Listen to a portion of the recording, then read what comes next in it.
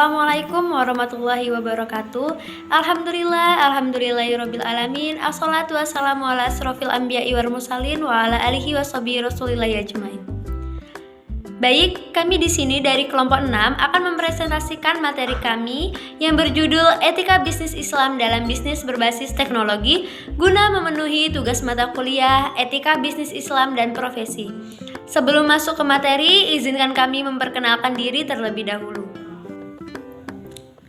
Assalamualaikum warahmatullahi wabarakatuh. Perkenalkan, nama saya Uwet Mariska, NPM 2151030245. Assalamualaikum warahmatullahi wabarakatuh. Izin memperkenalkan diri, nama saya Nurmala Aprilia, NPM 2151030207.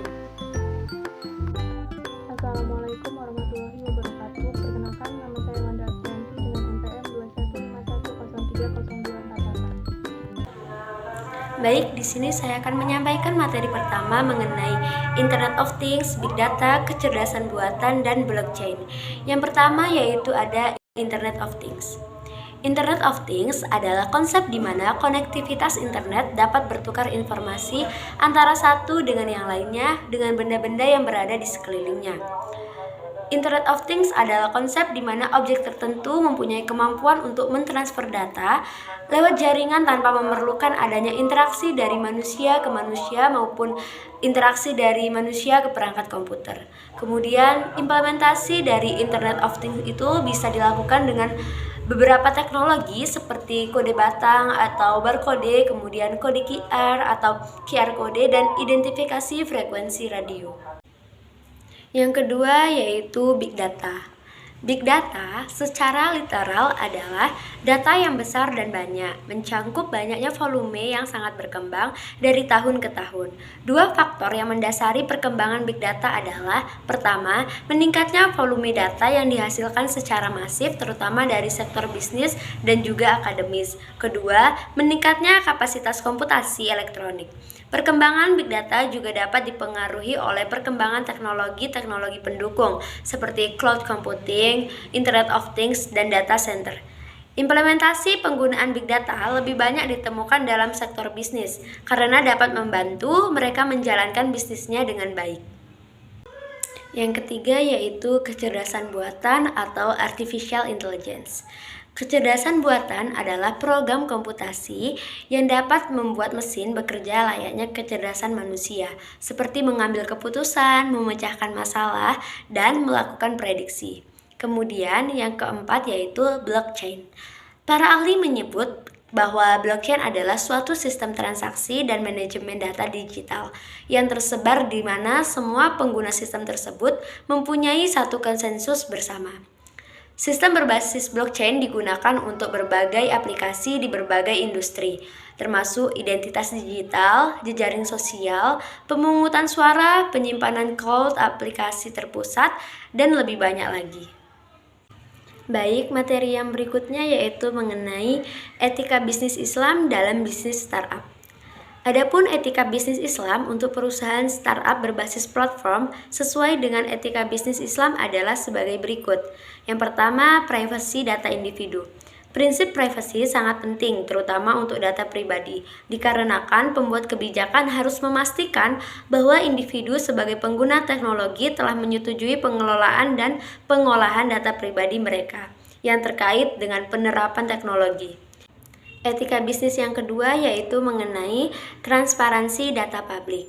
Transparansi ditekankan sebagai prinsip kebijakan proses pengolahan data di tiap aplikasi teknologi, di mana hasilnya juga digunakan untuk kepentingan publik atau menyangkut kehidupan dan hajat orang banyak. Selanjutnya, etika bisnis yang ketiga yaitu mengenai akuntabilitas proses pengaplikasian.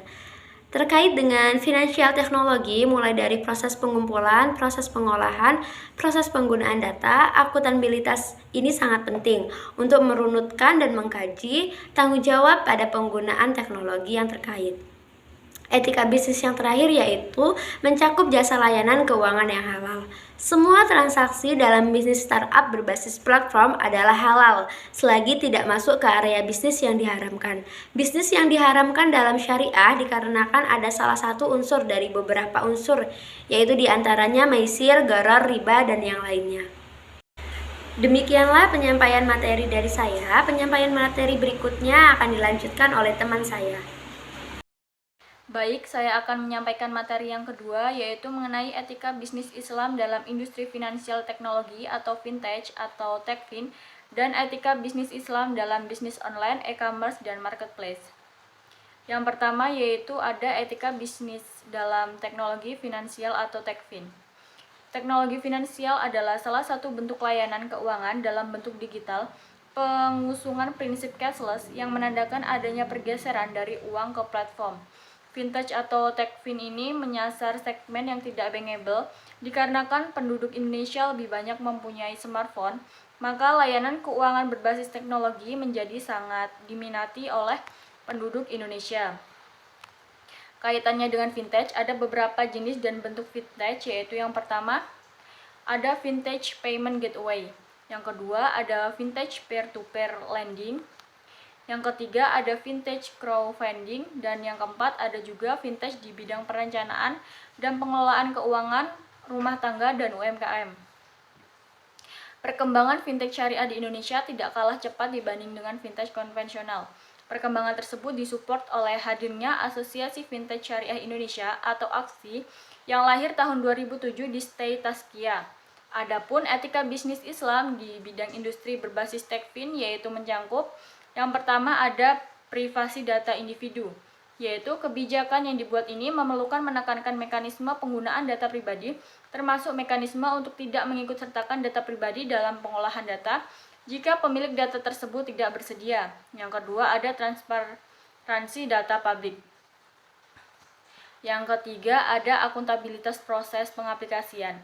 Akuntabilitas ini sangat penting untuk merunutkan dan mengkaji pertanggungjawaban dan penggunaan teknologi yang terkait. Dan yang keempat yaitu ada mencakup jasa layanan keuangan yang halal. Jadi dalam fikih muamalah itu yang menjadi landasan bisnis syariah adalah segala sesuatu itu boleh diperbolehkan jika tidak ada dalil yang melarangnya. Materi yang kedua yaitu ada etika bisnis Islam dalam bisnis online, e-commerce, dan marketplace. Jadi bisnis online adalah sebuah proses bisnis yang dilakukan dengan memanfaatkan jaringan internet. E-commerce adalah situs online yang menjual barang mereka sendiri dengan sistem online. Sedangkan marketplace adalah sebuah lokasi di mana penjual dan pembeli itu bertemu di suatu tempat atau digital tentunya. Penjual menjual barangnya di lapak yang telah disediakan oleh e-commerce dengan konsep marketplace. E-commerce itu bisa mencakup iklan baris, toko online, dan marketplace. Adapun etika bisnis Islam yang berkaitan dengan bisnis online, e-commerce, dan marketplace, yaitu yang pertama ada barang atau jasa yang diperjualbelikan harus sesuai dengan spesifikasinya. Karena penjual dan pembeli ini tidak bisa bertemu secara langsung, maka spesifikasi barang harus dipaparkan dengan baik. Apabila tidak dipaparkan dengan baik, maka harus ada kesesuaian antara gambar, spesifik produk atau jasa real yang akan diserah terimakan kepada konsumen. Yang kedua itu ada kesepakatan atau ijab dan qabul di antara penjual dan pembeli. Perbedaan jual beli online dengan offline itu terletak pada pelaksanaan rukun akad yang melatar belakangi jalannya bisnis ini. Dalam jual beli offline, rukun akad itu yang pertama ada al-aqidain, yaitu pelaku akad seperti penjual dan pembeli. Yang kedua itu ada maqud alaih, yaitu produk yang diperjualbelikan. Yang ketiga ada sikat al-aqid, yaitu ijab dan qabul yang mencakup kesepakatan dalam sebuah transaksi. Yang keempat ada maudu al-aqid, yaitu tujuan dari akad tersebut.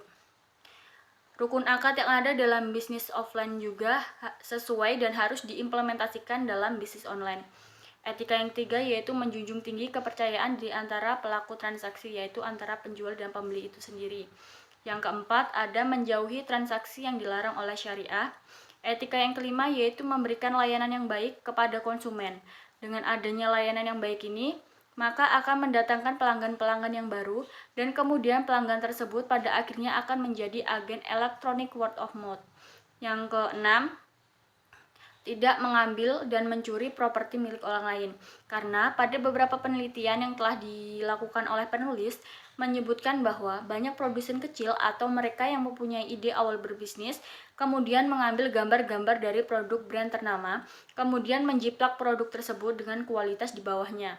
Kegiatan pencurian properti merupakan satu upaya pencurian dalam dagang dan hal tersebut dilarang dalam Islam karena merupakan satu pelanggaran dalam etika bisnis. Etika yang ketujuh ada mempergunakan akal sesuai dengan jenis transaksi yang dilakukan. Dan etika yang terakhir yaitu ada produk atau jasa yang diperjualbelikan itu harus halal. Terima kasih. Itulah tadi penyampaian materi kedua. Untuk materi terakhir akan disampaikan oleh Saudari Wanda Aprilianti. Baik, di sini saya akan menyampaikan materi terakhir yaitu mengenai etika bisnis Islam dalam bisnis layanan jasa, pengumpulan zakat, infak, sedekah, dan wakaf. Sejarah pengelolaan zakat di Indonesia dipenuhi dengan riwayat bahwa tidak ada dukungan yang pasti dari pemerintah untuk implementasi zakat. Tidak diaturnya zakat dalam hukum positif menjadikan zakat lemah dan potensinya tidak termanfaatkan dengan optimal. Pada tahun 1967, Kementerian Agama kembali mengajukan rancangan Undang-Undang Zakat, tetapi tidak mendapatkan dukungan dari Menteri Keuangan sebagai kementerian terkait sehingga pembahasannya dihentikan.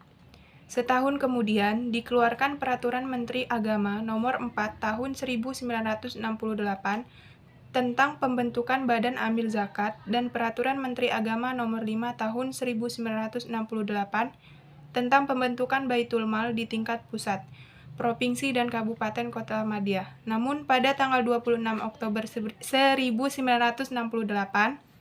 Presiden Soeharto mengumumkan bahwa sebagai pribadi beliau bersedia untuk mengurus pengumpulan zakat. Adapun untuk pengumpulan dana wakaf secara digital, saat ini sudah ada perusahaan crowdfunding berbasis wakaf. Secara umum, wakaf memiliki nilai tambah secara ekonomi dan sosial, dan memiliki peran untuk mengentaskan masyarakat dari kemiskinan. Wakaf juga merupakan salah satu instrumen dalam memeratakan distribusi dan kekayaan masyarakat. Dan potensi wakaf di Indonesia sangatlah besar karena penduduk Indonesia merupakan penduduk yang memiliki jumlah muslim terbesar di dunia.